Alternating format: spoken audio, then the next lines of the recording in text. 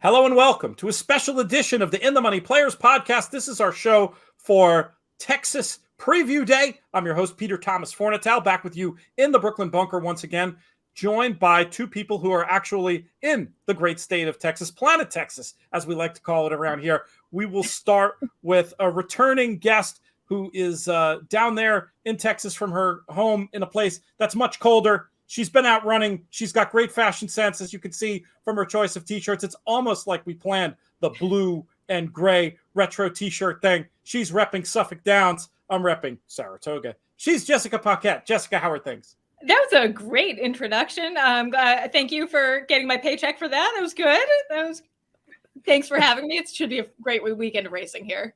We also have on, and this should come as no surprise to those of you who have spent any amount of time around here on the In the Money Media Network. He calls races. He makes the morning line. He gives picks for Sam Houston. He does a lot of other things too. As Jess and I were talking around the show, it tells you something about when you make a career choice in racing that you basically have to have 4 jobs if you're going to do it. This man fits that description. He's Nick Tammaro. Nick, how are things? I'm doing great. Glad to be with you. Glad to have Jessica down here for the weekend. Looking forward to Texas Preview Day. Luckily, we got our bad weather out of the way, and it looks like it's going to be a really nice couple of days.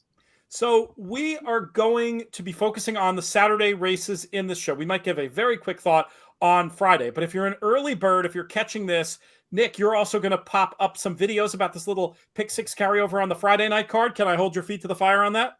Yes, absolutely. I'll run through the sequence in a video that we'll put on the In the Money Media YouTube page and kind of run through the card. And then, of course, you can tune in to the broadcast for our friends at Sam Houston at 5:45 or so Central Time, and we'll run down the whole card there. So, yeah, we'll have some extra content on our YouTube page. Excellent. And Nick will make sure to tweet that out. Also, follow Nick at ntam1215. Tonight at Sam Houston on Friday, probably my strongest opinion so far this season.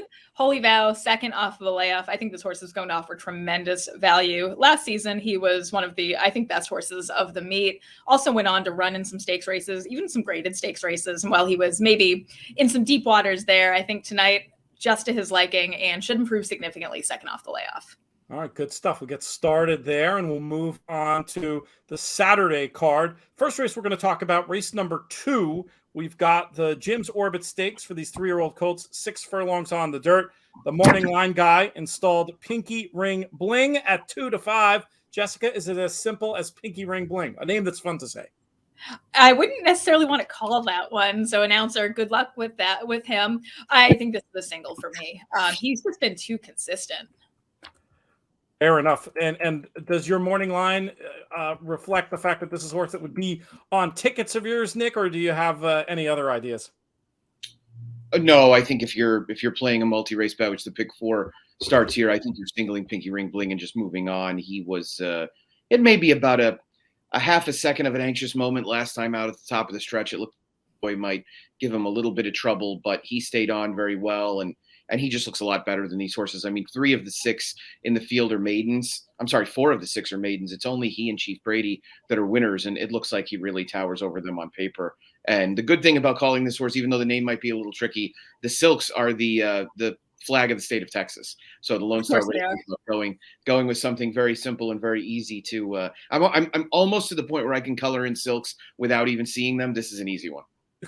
Good stuff. The Pick 6 starts, the Space City Pick 6 starts in race number 4. We've got the Philly version of the 3-year-old stakes going with 75,000 in the pot in the 2 Altazano, 6 furlongs on the dirt. Nick, we'll keep it with you.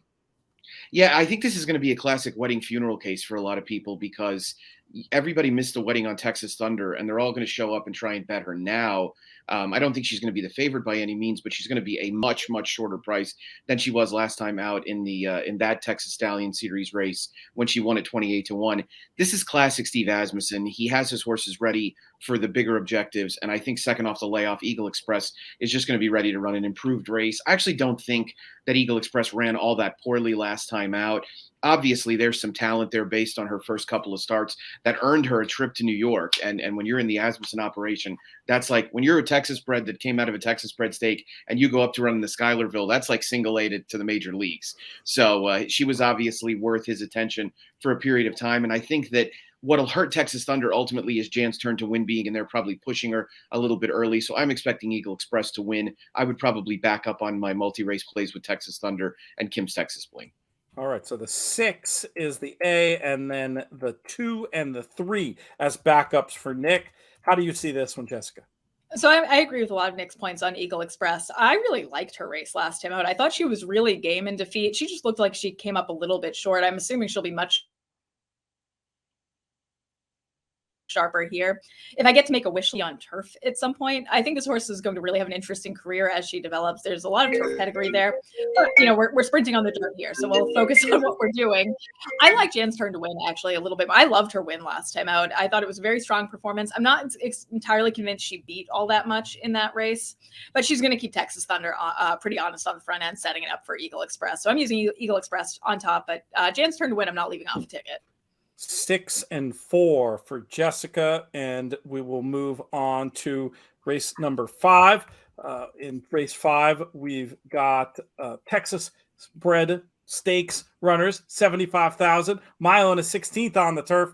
Jessica, who's your idea of the winner? This, I think, is the most interesting race on the card, both as a fan and a handicapper. Singapore Flash, Sunlit Song. These two are developing a real heck of a rivalry. Singapore Flash got the nod last time out. I saw him at Colonial. I loved his win last time. But I am using a bit of a long shot on all my tickets here, and that is Stan's Hook and Bull. I don't think he ran badly at all last time out, and he may be a huge price here. Obviously, the two top horses will get most of the attention. I think he needed one off of a bit of a off and has a really sharp turn of foot really well. But I mean, it really boils down to Singapore Flash and Sunlit Song. I do love the idea of being able to stick a 30-1 morning line runner on top. If that one wins, it's Julio get the stretch time down there at Sam Houston. Nick Tammaro, what do you think?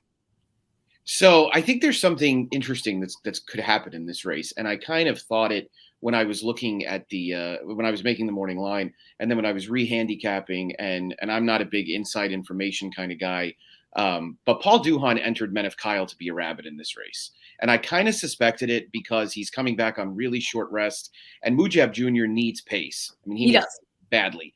So I'm also, I let Jessica fangirl more often than I fanboy. I'm a Mujab Jr. fanboy, so I'm pulling for Mujab to get the setup here. Sunlit Song, I think, getting a jockey change to Stuart Elliott. Not that Leandro did anything wrong last time out, but Stuart Elliott just has so much experience riding short-priced favorites and being in the crosshairs. One time it didn't work out all that great, but that was a long time ago. And he's ridden a lot of favorites with success since then. So were you at that Belmont, Nick? I was not. I actually missed that one of my 15 Belmonts. I think that was one I missed. So I was, and that will always be one of the racing moments I will never forget. I've never heard Belmont as quiet. I was right by the rail. I had a winning ticket on Birdstone for the record. Which was also, I like at that point, but that's not here nor there.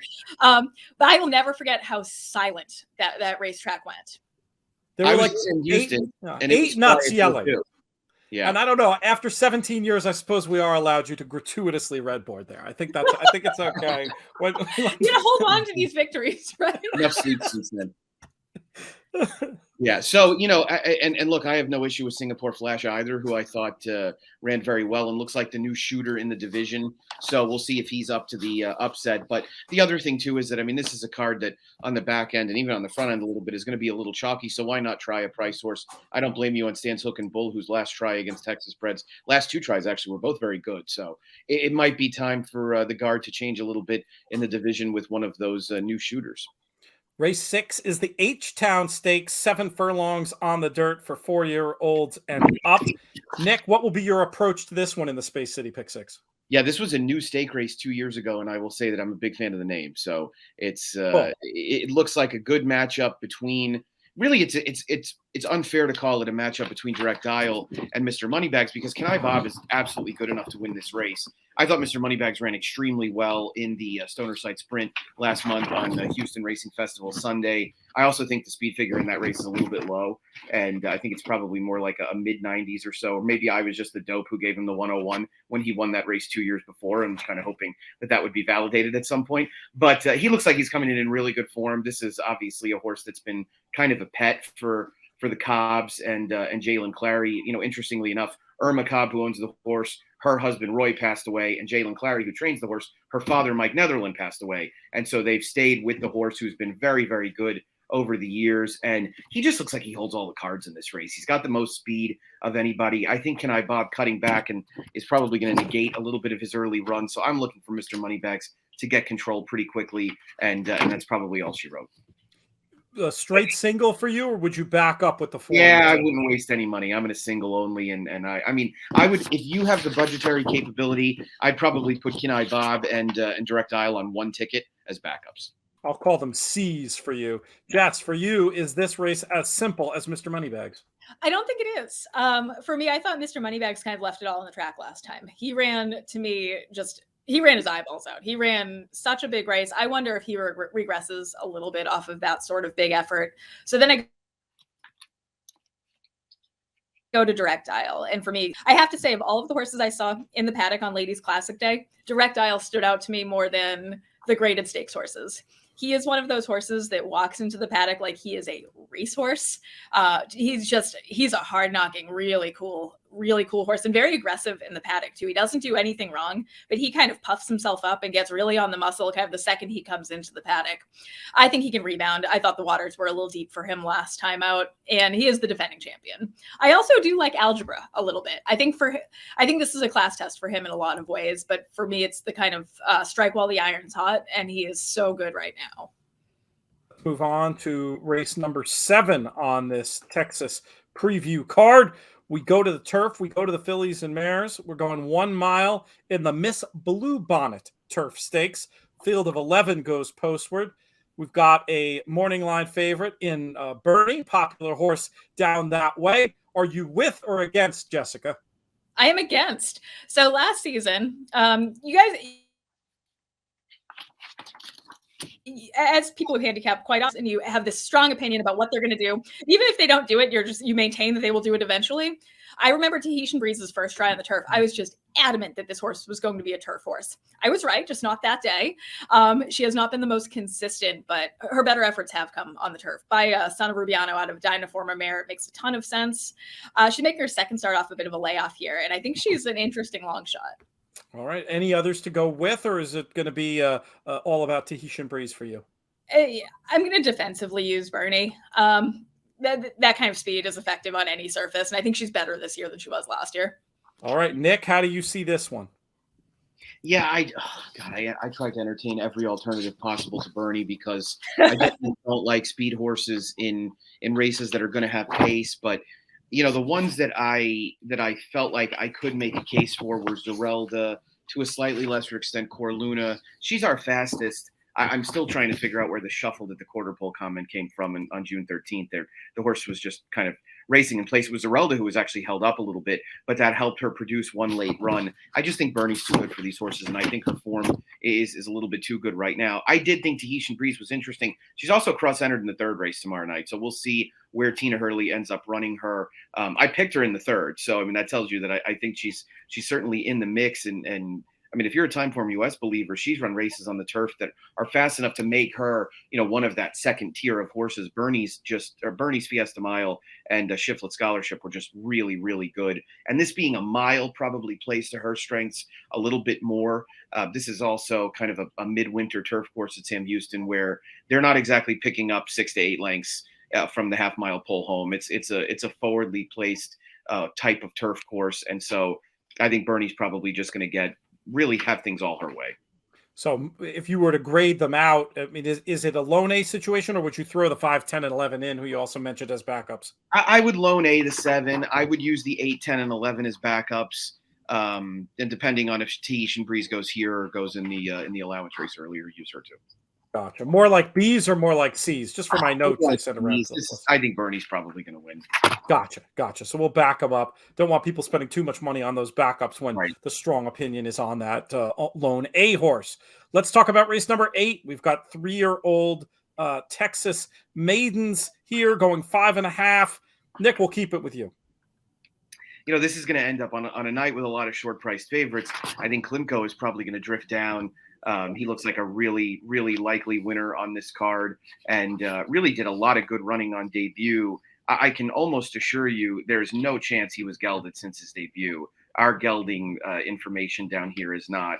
It's not one of the stronger things that's done. So I don't think a horse ran on the 30th, was gelded on the 5th, and is back on the 19th, even though I am told that they're able to do that on a quicker turnaround than they ever have before. That being said, I mean, with any forward move, I think this horse will be very, very tough to beat. J.R. Caldwell's had another outstanding Sam Houston run, and I think Klimko, like I said, with any improvement, will be very tough to handle. You would imagine that on a night like this, that Steve Asmussen would save a first-time starter for a Texas-bred maiden special weight race. So Take a Limo is a little interesting to me. My Golden Song has been one of the kingpin Texas sires for a while now. His progeny went on debut at a 13% clip. The Dam was a 2-year-old stake winner. She produced 4 winners, including Golden Lullaby, who was stakes play. So there's a little bit of pedigree power there. I thought that horse was a reasonable alternative. And I also thought that the one Tappett's Cash was a little interesting. I think Matt Hebert is an underrated trainer. This horse went off 6-1 in an 11-horse field on Houston Ladies Classic Day. Showed a good amount of speed before fading. I just hate that he drew the rail. You know, it's going to be so difficult for him really to overcome that type of post. So another one I would use maybe more as a fringe player, but it looks as if Klimko and Take a Limo. I'll use Klimko and Take a Limo equally and back up with Tappett's Cash as well as the 2. All right, there we go. So 12, 11 on the A line. What were those numbers on the B line again, Nick? 1, 2. 1 and as easy as 1 and 2 on the backup line. Jessica, what will your approach be in race number 8? So there are 3 horses in this race that I think have a very legitimate chance. Nick touched on 2 of them. Klimko, obvious, right? He checks every box, and I also agree to Limo both the pedigree and that Steve probably has a couple of bullets ready to fire on a Texas day, especially with the Texas spread. I also like number 7, Legally Lethal. For me, when I really don't love or feel like I'm going to get a ton of value on any of the horses that have already run in a maiden race, go for a first-time starter. And $60,000 is not a cheap horse for state-bred standards by any means. The Dam was a 6-figure earner. The half-sibling was a debut winner, was also stakes place. So there's some pedigree and some run-early pedigree to this one. And maybe overlooked a little bit. I put the 7 right on top for you there over the 12 and the 11. Is that how you see it? Yeah, that's exactly how I see it. Excellent. Let's go to the nightcap. Race number 9, filly and mare allowance types going 5 furlongs on the turf. Jessica, how are we going to get paid?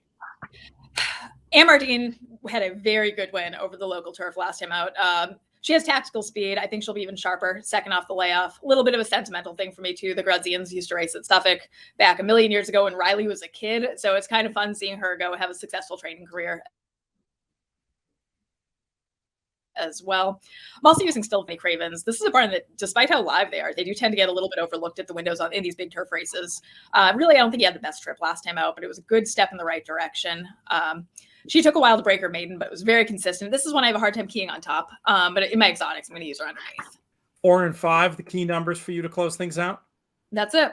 All right, Nick Tammaro, how do you see it?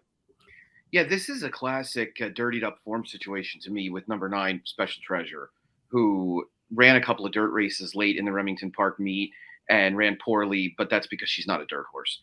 And if you draw a line through her last 3 races, one of which was on the turf, but it was against males going too far, those 4 turf sprint races against One Other Than company last year, those were all good enough to win this race. This is a weaker than par One Other Than. So I picked her. I felt like she'd be the best price of the horses that I thought really had chances. I mean, I feel like I would be shortchanging the 2 Jage Jelly for Austin Gustafson, whose barn's really been rolling lately. If I didn't acknowledge that, I mean, a couple of those races in New York, they would just wallop these horses if she runs back to those. I mean, the 77 figure earned behind Stolen Holiday and Ogotten Girl. I mean, I love our racing, but those One Other Thans are a totally different breed up in New York. So I think Jage Jelly seems pretty obvious to me. I thought she was also a little out of position too far back last time out behind Lady Ave, who has turned into just an absolute monster down here. I agree with Jessica about Amardine. I think Amardine is a horse that I could use probably a little bit more as a backup, just because these horses are so much better than what she faced last time out. And one of the reasons why she held on is because the 3rd and 4th place horses basically crashed into each other in mid-stretch. But she was a good winner. Don't get me wrong. That was her first start off a long layoff. She has every right to move forward. Mid-year won off a layoff when she broke her maiden last year. Brett Calhoun's 25% with a 215 ROI on the turf coming back off 180-plus day layoffs. He's earned wins the last 2 nights, so I would probably use her as well. It'll mainly be 2-9 for me, and I'll back up with the 3 and 4 to close things out. All right, good stuff. I'm going to put Special Treasure as your top picker. Would you prefer that I? Okay, we'll go 9-2 on the A line, 4-3 on the B line to close it out. Jessica had the 4 and the 5. Good stuff, team. We've talked about this pick 6. You can stay up late. You can enjoy it. It's going to be a lot of fun. Great racing down at Sam Houston, and these are the two people you really want to be following if you are playing all the time. There's other people as well, but these are my two favorite. We gave out Nick's Twitter earlier in the show. Jessica, what's the best place for people to find you and give folks a little overview of what you got going on down there? At JM Paquette. Easy. Just the name. And you'll be tweeting and on the simulcast feeds as well? You'll be sick of me by the end of the evening. Don't worry. Great stuff. Well, it's good to get a jump and get your information here. We'll thank you, Jessica, one more time. We'll thank Nick Tammaro, and we're going to thank our friends. It's been a pleasure working with Sam Houston Race Park all meet long, and we're going to keep the magic going through the end of the meet as well. So keep it at inthemoneypodcast.com for more great info on Sam Houston Race Park. And remember, incredibly player-friendly terms. This is a real pick 6, and you've got low takeout wagers to support at Sam Houston Race Park. That's going to do it for this special edition of the show. Thank you, guests. Thanks to Sam Houston. Thanks out there to all the listeners. It's been really fun, especially when you drop comments on the shows. Great to interact with you on Twitter. Keep all that stuff coming. This show has been a production of In the Money Media. Our producer is the great producer Craig. Always a pleasure working with him. Our business manager is Drew Coatney. Our chief creative officer is Jonathan Kinchin. I'm Peter Thomas Fornatale. May you win all your photos.